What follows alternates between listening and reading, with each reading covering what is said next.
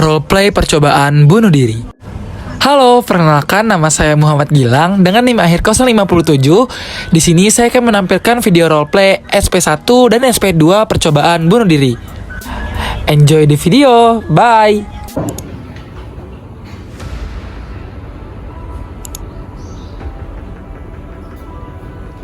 Astagfirullahaladzim, Mbak Safira. Astagfirullahaladzim, Mbak Safira. Mbak, istighfar Mbak. Mbak, istighfar Mbak. Istighfar dulu Mbak, astagfirullahaladzim. Mbak, kamu kenapa Mbak? Ayo Mbak, kita ke kamar nih Mbak. Saya bawa ke kamar nih Mbak. Astagfirullahaladzim, Mbak Safira. Astagfirullahaladzim, Mbak Safira. Ayo Mbak, kita mau ke kamar Mbak. Dulu Mbak. Astagfirullahaladzim. Mbak Safira, ya Allah, istighfar dulu Mbak, tenang Mbak. Tenang dulu ya Mbak, istighfar dulu ya Mbak ya. Oh, Mbak, maaf ya Mbak ya, saya masuk kamar Mbak ya Mbak. Assalamualaikum, kenalin, saya perawat Gilang yang berdinas pada pagi hari ini Mbak, mulai pukul 8 hingga pukul 2 siang nanti. Mbak masih kenal saya kan? Masih. Untung saya tadi lewat loh Mbak. Mbak kenapa bisa ngelakuin hal itu Mbak? Apa yang terjadi emang?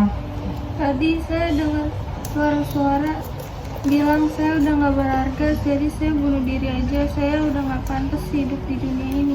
Astagfirullahaladzim Mbak, jangan dipercayain suara-suara itu ya Mbak ya. Kan kita kemarin udah mengkaji Mbak, kalau suara-suara yang Mbak dengar itu nggak nyata. Mbak udah harusnya kan ngelakuin menghardi. Terus kenapa Mbak mau mencoba bunuh diri Mbak? Karena saya ngikutin suara tadi. Oke, yaudah deh, saya tulis formulir dulu ya Mbak ya. Mbak Zafira masih hafal nama lengkapnya? Zafira. Alamat rumahnya di mana Mbak? Di Depok. Depok ya. Ya Allah Mbak, yaudah, terus sekarang yang dirasa apa Mbak? Masih dengar suaranya, masih kedengaran?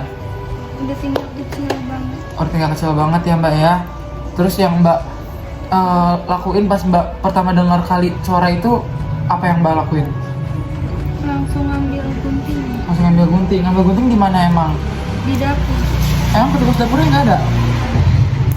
Ya Allah Mbak, ya udah. Tujuan saya berarti sekarang ngajak Mbak berdiskusi untuk mengkaji kenapa Mbak mau melakukan percobaan bunuh diri ya Mbak ya. Terus mungkin nanti saya ingat-ingatin terkait kegiatan-kegiatan yang seharusnya Mbak lakuin kemarin yang udah kita ajarin ya Mbak ya.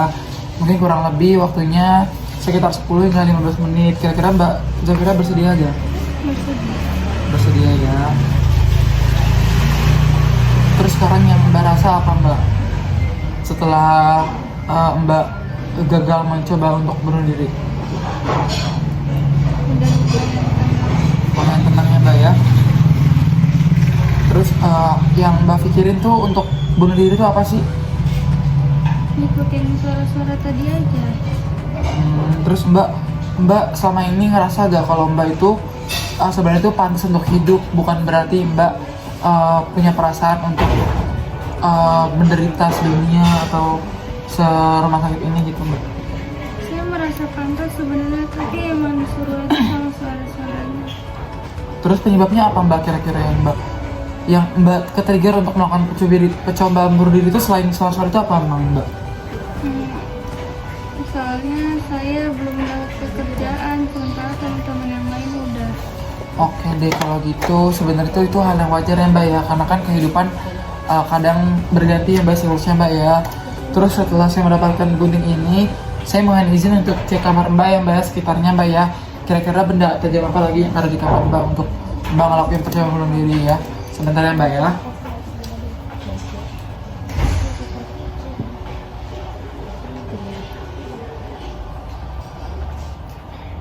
Oke Mbak, maaf Mbak, saya ketemu ini Mbak pulpen yang sekiranya bisa Mbak pakai untuk percobaan bunuh diri. Ini pulpen punya siapa Mbak? Punya suster di sana. Mbak ambil? Oke deh.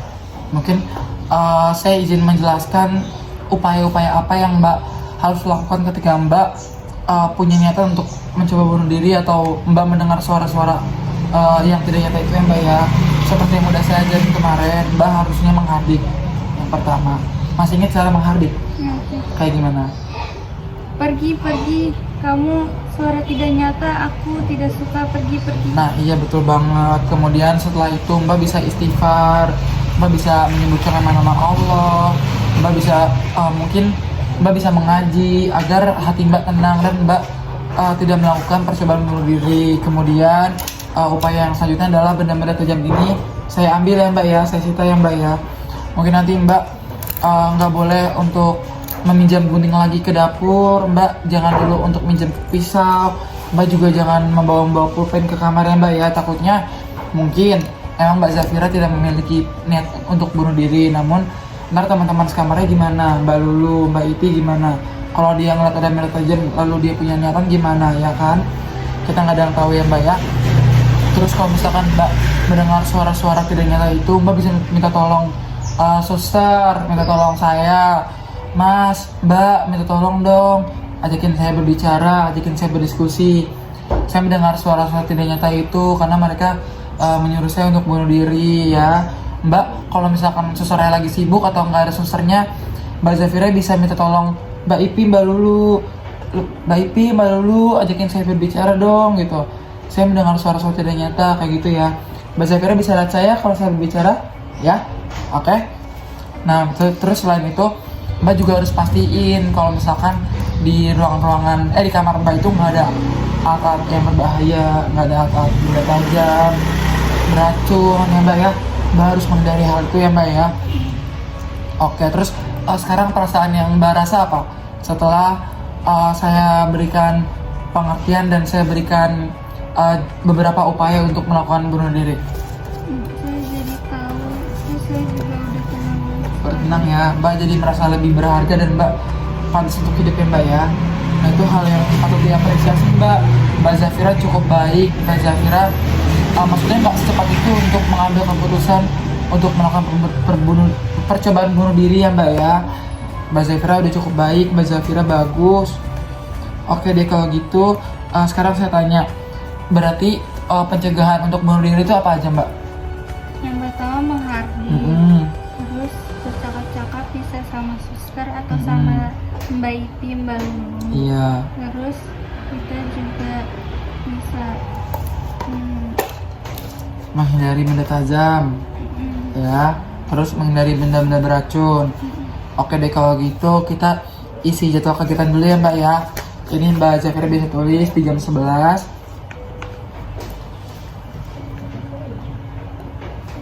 Dibantu ya, kodenya apa kalau dibantu? B. Oke, saya pinjam dulu ya.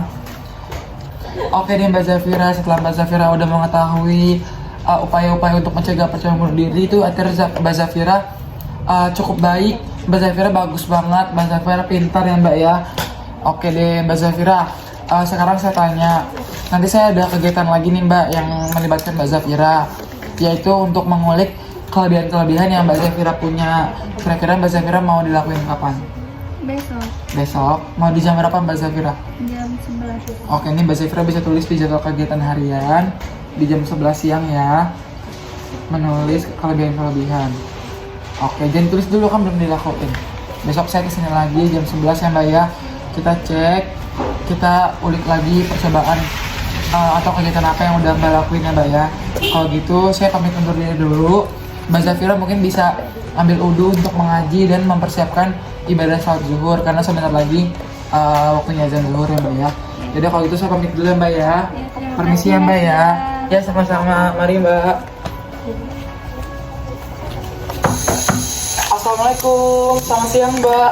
Kenapa sumpah? Maaf ya, saya duduk ya. Lagi ngapain Mbak? Lagi main permen. Lagi main permen, oke. Kenalin Mbak, saya Gilang yang kemarin ya, masih ingat? Saya beringas pada pagi hari ini lagi Mbak, mulai pukul 8 hingga pukul 2 siang nanti. Nah Mbak Zafira lagi apa sekarang? Mau makan. Mau makan permen? Hati-hati kesedek ya, atau mau makan dulu atau mau berbincang dulu dengan saya? Ngobrol dulu ya, oke sebenarnya ya Mbak ya. Gimana Mbak Zafira kabarnya hari ini? Baik.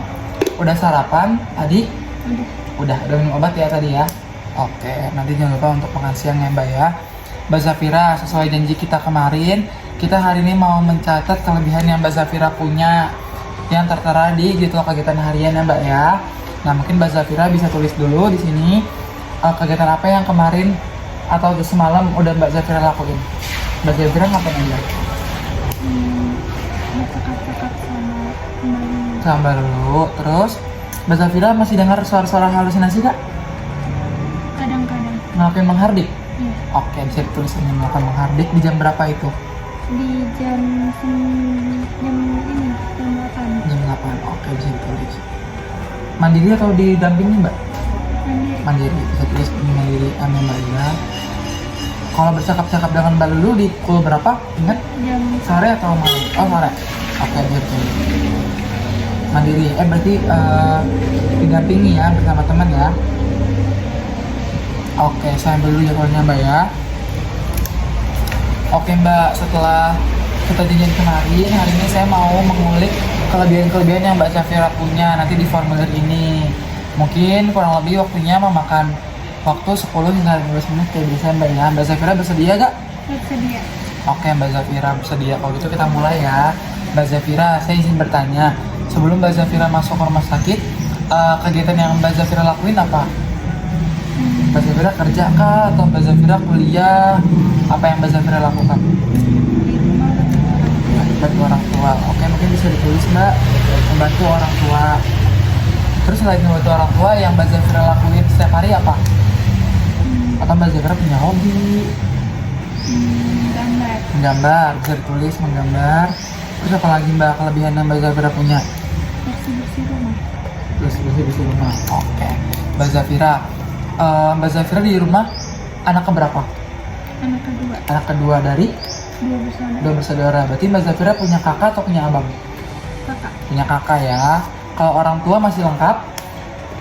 Oke. Mbak Zafira masih Mbak Zafira sayang nggak sama keluarga Mbak Zafira? Sama ayahnya, ibunya, sama kakaknya? Sayang. Sayang banget ya. Terus kalau saya tanya nih Mbak, misalkan amit-amit ya Mbak ya, percobaan bunuh diri yang Mbak Zafira lakuin kemarin itu berhasil. Kemudian Mbak Zafira udah nggak ada di sini. Terus kira-kira dampak yang bakal keluarga Mbak Zafira dapetin itu apa? Sedih. Sedih. Terus mungkin keluarga Mbak Zafira jadi kehilangan anggota keluarganya ya. Sedih banget ya Mbak ya. Oke deh kalau gini mungkin bisa tulis nih Mbak kelebihan yang Mbak Zafira punya yang ada di diri Mbak gitu. Mungkin tadi jago ngegambar, bisa tulis Mbak. Jago menggambar. Gambar. Terus apa lagi? Pinter. Pinter. Rajin. Rajin. Pekerja keras. Iya. Nurut. Oke. Mungkin bisa dibacain lagi Mbak, apa aja Mbak? Biar bisa saya cek. Jago menggambar. Jago menggambar, oke. Pinter. Oke.